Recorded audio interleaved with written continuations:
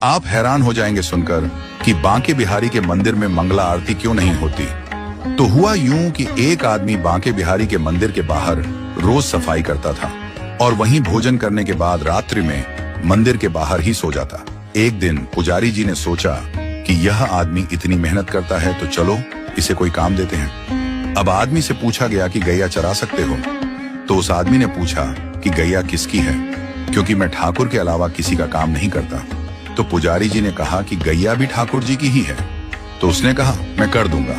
तो पुजारी जी ने कहा कि तुम कल से गैया लेकर जाना और तुम्हें भोजन भी वहां जंगल में ही मिल जाएगा। अगले दिन वो गैया लेकर गया और गैया चराने लगा। रोजाना उसके पास दोपहर में खाने के समय पर भोजन पहुंच जाता था। अब एक दिन क्या हुआ कि भोजन के समय पर भोजन नहीं आया, तो भूख की वजह से वह आदमी चिंता में आ गया। सोचने लगा कि जाकर पुजारी जी से शिकायत करूंगा और बहुत गुस्सा होने लगा। तभी एकदम से पीछे से आवाज आई कि गवाले आजा, अपना भोजन कर ले। और उसने पीछे देखा तो वहां दिखा तो कोई भी नहीं, लेकिन एक पेड़ के पास लाल मखमली कपड़े में कुछ बंधा हुआ रखा। वह गवाला वहां गया और जाकर देखा कि वहां तो भोजन रखा हुआ है। उसने उस कपड़े को खोला तो देखा कि 56 भोग तरह तरह का भोजन उस मखमली कपड़े में रखा हुआ था। तो गवाले ने सोचा कि आज भोजन बहुत ज्यादा बना है, तो बनाने में थोड़ा समय लग गया होगा, इसलिए देरी हो गई। लेकिन फिर भी उसने कहा कि आज कोई आदमी दिखाई नहीं दे रहा है जो भोजन लेकर आया, तो कहीं ऐसा तो नहीं कि ठाकुर जी खुद ही भोजन लेकर आए हों। क्योंकि वह कृष्ण का इतना अनन्य भक्ता था तो उसे विश्वास था कि कृष्ण कभी भी उसके पास आ सकते हैं। उसने आराम से भोजन किया और वो लाल कपड़े में सारे बर्तन बांध करके शाम को पुजारी जी के पास पहुंचा और जाकर बोलता है, पुजारी जी आज आपका कोई आदमी भोजन देने नहीं आया। मुझे लगता है कि आज ठाकुर जी खुद भोजन देने आए। पुजारी जी बोले कि आज तो भोजन बना ही नहीं, क्योंकि आज तो एकादशी का दिन है, आज तो व्रत है सबका।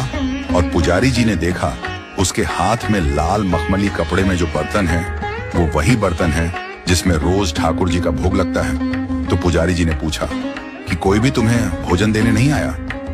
आदमी बोला नहीं, मुझे तो एक आवाज आई थी, ग्वाले भोजन कर ले। पुजारी जी को पता चल गया कि आज ठाकुर जी स्वयं इसके लिए भोजन लेकर गए। तो पुजारी जी ने सोचा कि ठाकुर जी का इतना अनन्य भक्त है तो इसको मंदिर से दूर नहीं भेजना चाहिए।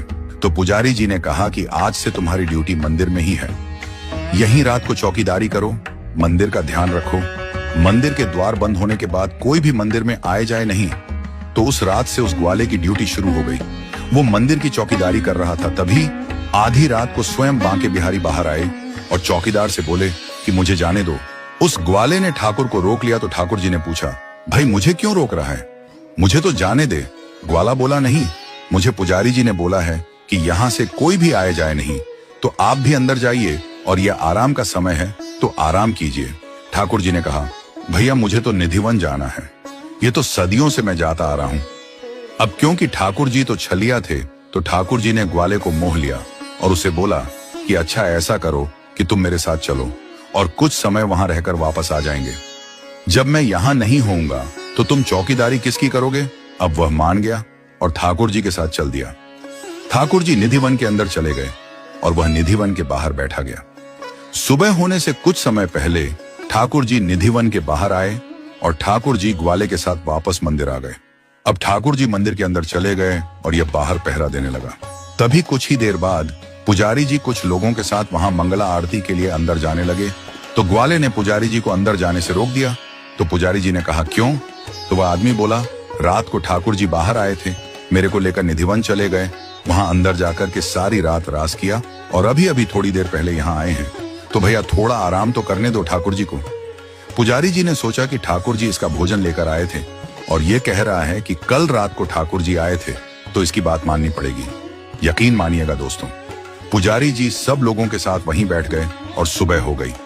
और जब धूप निकल आई तब ग्वाले ने बोला कि अब आप जाकर पूजा कर सकते हो। तब से लेकर आज तक कभी बांके बिहारी के मंदिर में मंगला आरती नहीं होती और केवल साल में सिर्फ एक दिन मंगला आरती होती है और वह दिन है जन्माष्टमी का दिन।